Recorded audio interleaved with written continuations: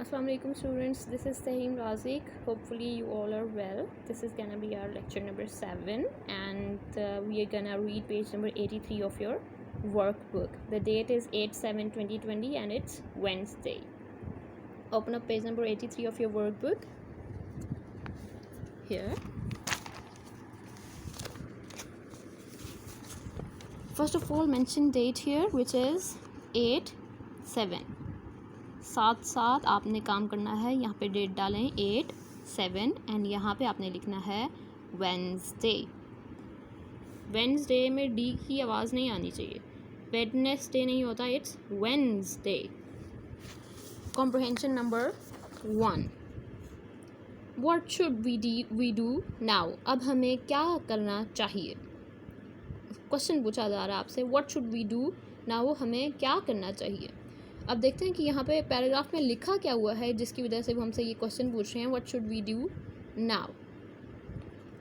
Let's begin.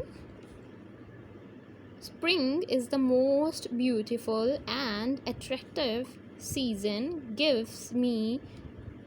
Gives nice weather to flowers to Bloom.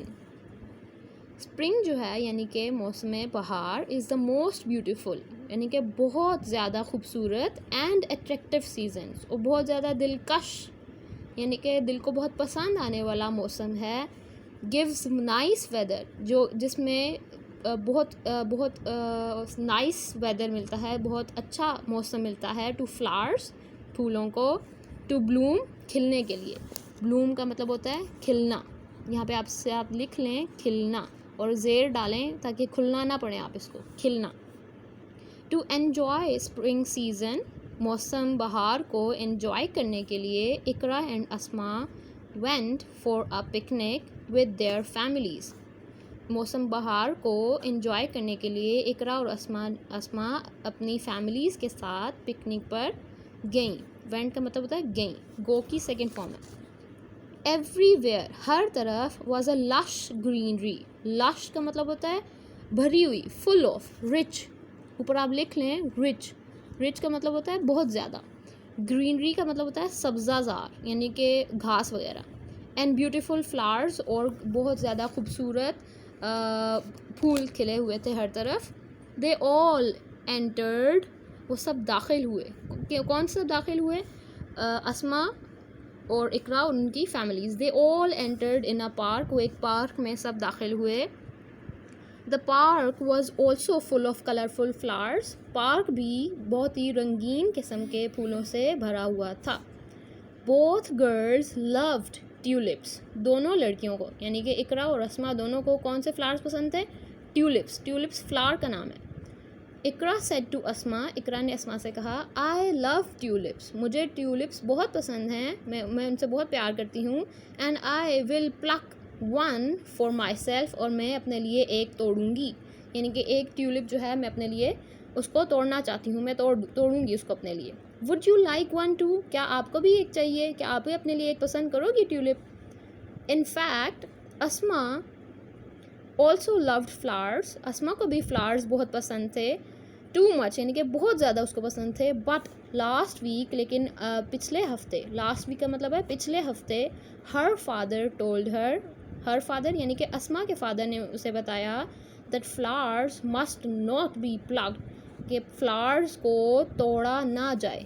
Plug का मतलब होता है तोड़ना, ऊपर लिखते हैं तोड़ना, जैसे कि यहाँ पे लिखा हुआ है मैंने, आपने भी साथ साथ लिखना है। प्लग कहते हैं तोड़ना, ठीक है, तोड़ना। ही ऑल्सो टोल्ड हर, उसके फादर ने उसको ये भी बताया, flowers are so sensitive, flowers जो हैं बहुत सेंसिटिव होते हैं, बहुत नाजुक होते हैं, बहुत हसास होते हैं। वैसे उर्दू में सेंसिटिव को कहते हैं हसास, यानी कि बहुत ज़्यादा नाजुक होते हैं। दे विल विदर वेरी क्विकली, विदर का मतलब होता है मुरझा जाना, विदर का मतलब है मुरझा जाना। यहाँ पे आप साइड पे लिखें मुरझा जाना, ऊपर पेज भी डालें ताकि आपको बाद में पढ़ने में प्रॉब्लम ना हो। मुरझा जाना, ठीक है, विदर कहते हैं मुरझा जाना, बहुत जल्दी मुरझा जाते हैं। मोर ओवर, मज़ीद ये के, मोर ओवर का मतलब है मज़ीद ये के, it's like being disrespectful to the nature as well as to the people who cared for them in the park. उसके फादर ने उसको दो बातें बताई. एक तो ये बताया कि फ्लावर्स जो हैं उनको तोड़ना नहीं चाहिए, फ्लावर्स बहुत सेंसिटिव होते हैं, वो बहुत जल्दी मुरझा जाते हैं. इसके अलावा उसके फादर ने ये भी बताया उसको कि फ्लावर्स को तोड़ना सिर्फ फ्लावर्स के लिए ही नहीं बुरा, बल्कि इट्स लाइक बीइंग डिसरिस्पेक्टफुल, यानी कि ये ऐसा है जैसे कि आप डिसरिस्पेक्ट कर रहे हैं, यानी कि आप बेइज्जती कर रहे हैं टू द नेचर, कुदरत की. यानी कि कुदरत की खूबसूरती है ना फ्लावर्स, अगर आप फ्लावर्स को तोड़ दोगे तो कुदरत की जो खूबसूरती है, नेचर की जो खूबसूरती है वो कम हो जाएगी. एंड वो उसको कम करना बिल्कुल ऐसा ही है जैसे कि आप उसको रिस्पेक्ट नहीं देते हो. इसके अलावा as well as to the people, उन लोगों की भी ये बेइज्जती है, उन लोगों के साथ भी ये बुरा करना है. Who cared for them in the park, जिन्होंने पार्क में फूल लगाए और उनकी वो केयर करते हैं, उनका ख्याल करते हैं. Asma told all these things to Iqra. Asma ने ये सारी बातें किसे बताई? इकरा को बताई. Iqra felt very embarrassed. Iqra बहुत एम्बेरस हुई. एम्बेरस को अंडरलाइन करें और साथ यहाँ पे लिखें हैं शर्मिंदा होना. इकरा जो है बहुत ज़्यादा शर्मिंदा हुई. शी प्रोमिस्ड, उसने वादा किया टू अस्मा से, that she would not plug flowers again, कि वो दोबारा फूल नहीं तोड़ेगी.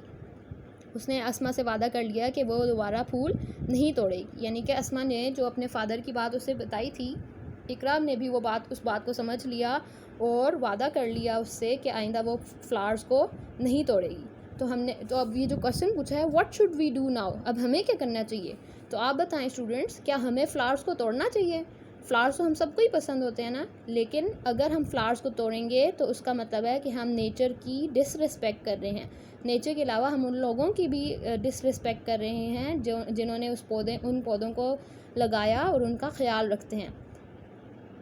अब आप आ जाएं यहाँ पे नीचे, answer the questions. Question number 1 है, अब यहाँ पे जो क्वेश्चंस पूछे जाएंगे वो इसी पैराग्राफ में से होंगे, यानी कि यहीं से आंसर हमने उसका फाइंड करना है.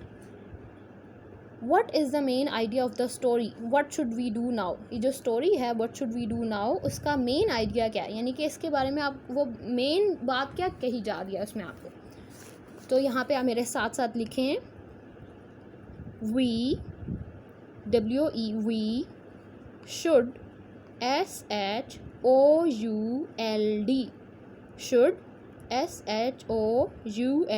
should we should respect,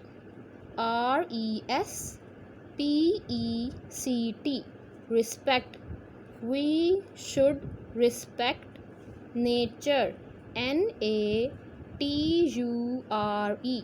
nature, we should respect nature, and should should add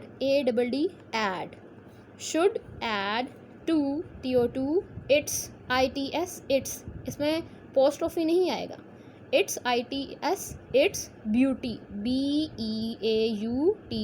beauty.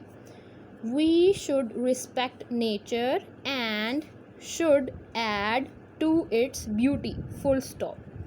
हमें नेचर का यानी कि कुदरत की इज़्ज़त करनी चाहिए, उसकी रिस्पेक्ट करनी चाहिए, and should add to its beauty, और उसकी खूबसूरती में इजाफ़ा करना चाहिए. ऐड का मतलब है इजाफ़ा करना. ये नहीं कि फ्लावर जो ऑलरेडी इतने खूबसूरत फ्लावर्स लगे हैं उनको तोड़ दें, बल्कि हमें नेचर की रिस्पेक्ट करनी चाहिए और उसकी खूबसूरती में मज़ीद इजाफ़ा करना चाहिए. बस यहाँ तक काफ़ी है, हम यहीं तक करेंगे. नेक्स्ट हम आगे से क्वेश्चन नंबर 2 से कंटिन्यू करेंगे. आपने इसको बहुत अच्छे से याद करना है. यहाँ पे लास्ट में आपको डायरी भी बताई गई है, इसको आप यहाँ पे देख लें. लर्न क्लास वर्क, जो भी हमने क्लास में पढ़ा है वो आपने बहुत अच्छे से याद करना है और उसको समझना है, और इस बात पे अमल भी करना है कि फ्लावर्स को हमने नहीं तोड़ना. We should add to nature's beauty. So good luck, have a good day.